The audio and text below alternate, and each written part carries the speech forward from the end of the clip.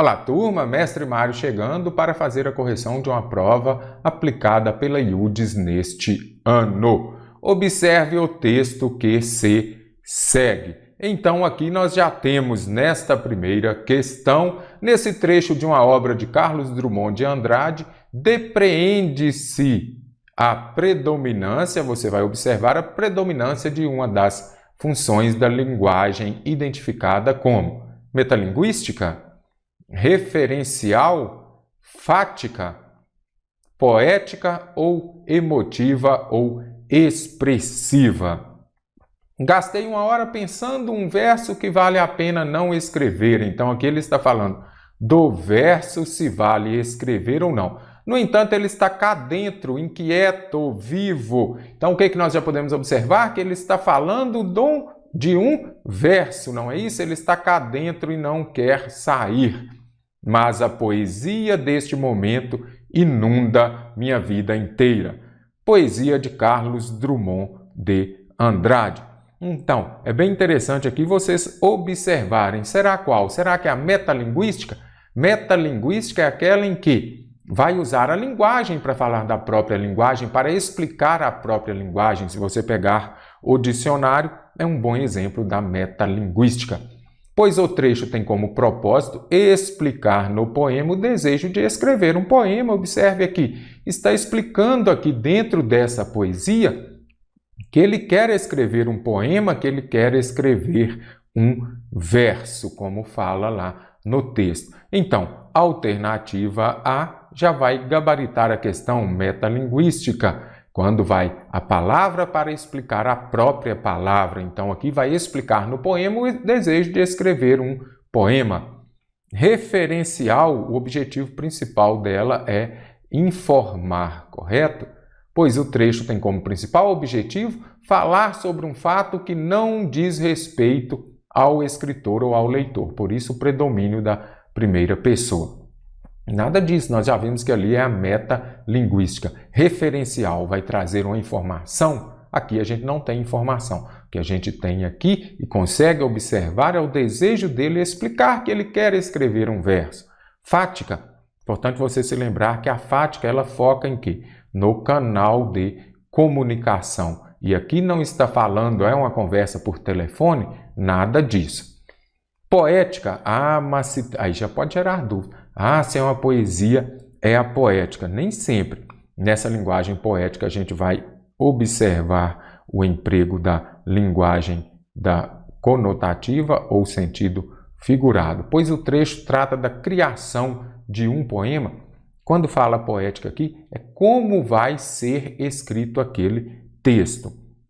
Então aqui eu já posso observar também necessário para texto em poesia, por isso o emprego de inquieto, nada disso, olha aqui, a criação de um poema poética, pois o trecho trata da criação de um poema, necessário para textos em poesia, por isso o emprego de inquieto. Inquieto tem alguma coisa a ver com poesia? Também não. Importante você observar que nem toda poesia, nem todo poema vai ter a função da linguagem poética. Expressiva ou emotiva vai se basear em quê? Nas emoções, nas opiniões do autor, pois o trecho tem como meta mostrar a subjetividade do autor. Por isso o uso do advérbio de dúvida. Advérbio, verso, é advérbio de dúvida? Nada disso. Aqui eu tenho o quê? Um substantivo. Então, descarto que seja especificamente pela palavra, como já vimos aqui que não é por causa do emprego de quieto, nem do emprego do advérbio de dúvida, verso também. Então, você observa as duas partes.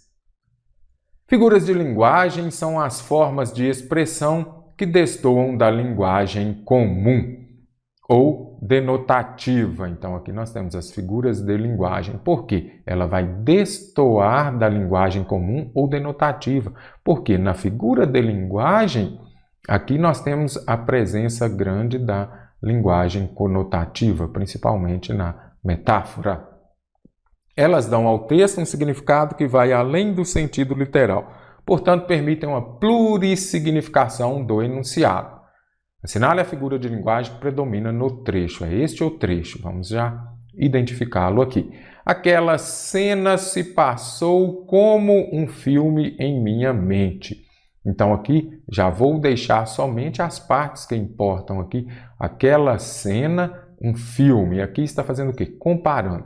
Quando compara alguma coisa e aparece a conjunção, o conectivo, você já sabe que o quê? Este como aqui vai expressar uma ideia de comparação. Comparou com a conjunção aparecendo é comparação. Metáfora, presença forte da linguagem conotativa e nela não vai aparecer. Ela é uma folha seca. Aí eu estou comparando, mas não apareceu a conjunção.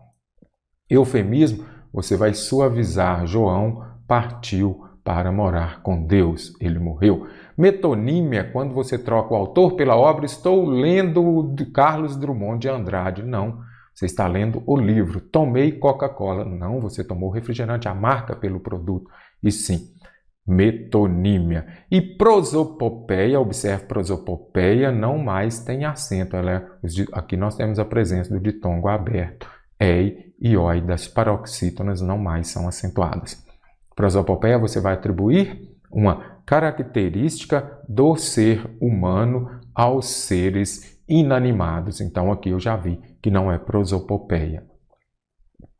Na frase, meu querido amigo, meus amigos e minhas amigas do Rio de Janeiro, eu estou chamando alguém.